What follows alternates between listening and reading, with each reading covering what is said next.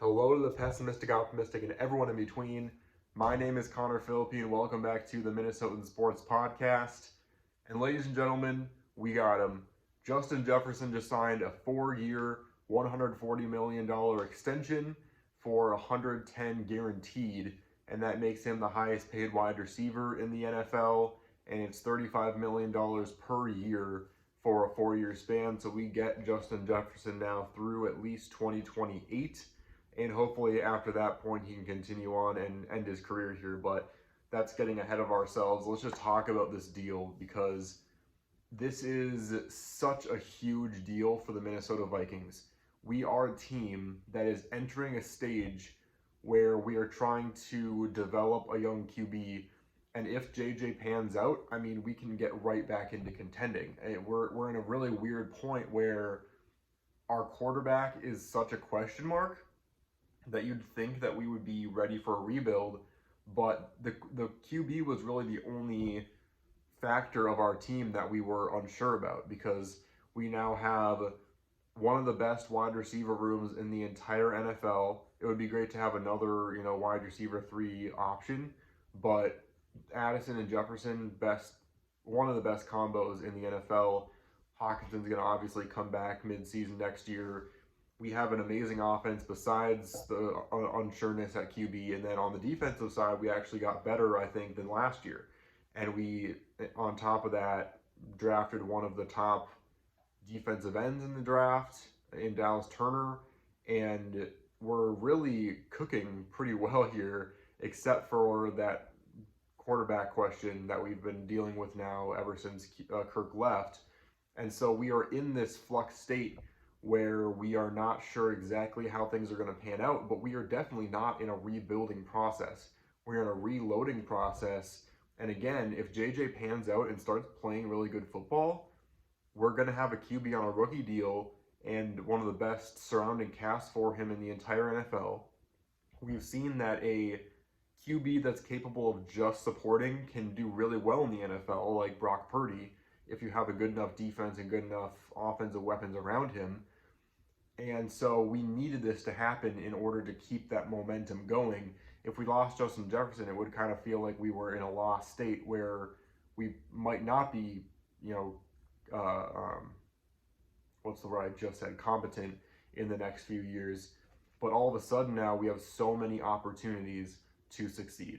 And now JJ McCarthy is going to have his weapon with him, and for sure for the next few years, to be able to try and develop. And again, if JJ McCarthy does not develop into a solid QB with the cast around him that he has now, no situation would be able to do that, because we are the perfect situation for JJ right now, especially now with Justin Jefferson being there for his entire development. So great news coming out of Minnesota here today.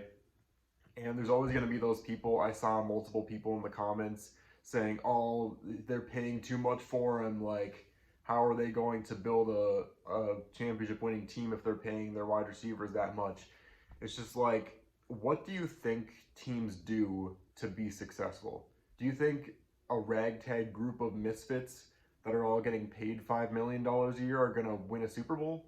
Like, of course not. Obviously, there are bad contracts, and there are definitely ways to overpay players that don't deserve that money. And a lot of times that's veteran players that get paid way too much for doing way too little, or players that don't stay on the field long enough that people keep paying.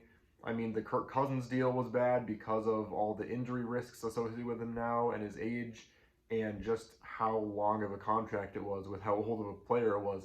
There are bad contracts, don't get me wrong, but to say that it's a bad contract to give the best wide receiver in the league $35 million a year, I mean, Amon-Ra St. Brown, no offense to him at all, but Amon-Ra St. Brown is making $30 million a year. JJ is only making $5 million more than him, and I'm not saying Amon-Ra St. Brown's a bad wide receiver, but the gap between him and JJ is massive. And so $35 million, honestly, I thought he was going to get more after the Amon-Ra deal and after the A.J. Brown deal. So all in all, I think it was a great contract. 4 years. I think JJ wanted a kind of longer deal contract, but he didn't want one spanning the rest of his career. He wasn't going to sign one for more than 5 years. So I think this hits in the perfect sweet spot. I'm honestly impressed that the Vikings were able to get less than fully guaranteed, because I felt like that was a big point in contention, that JJ wanted fully guaranteed contract, and I thought he was going to get it, but no, it was 30 million, almost a full year of his contract is not guaranteed, which is actually very surprising to me. But all in all, I really like the deal. Just Justin Jefferson is going to be in purple for years to come. Hopefully, it is going to be a JJ to JJ connection for years to come, and we are set up for success if JJ can get things going, and I have a pretty good feeling about it. I don't necessarily think he's going to be the most elite quarterback to ever exist, but quarterbacks like him have succeeded in recent years, and I think, again, Brock Purdy's a great example. So having JJ for him to throw to is going to be an amazing combination. But let me know in the comments what you think about the Justin Jefferson deal. Again, 4 years, $140 million, $35 million a year with 120 or 110 guaranteed. I think it's a great deal. Let me know what you think, and hopefully there's going to be a lot more Vikings and NFL content coming up over these next couple months.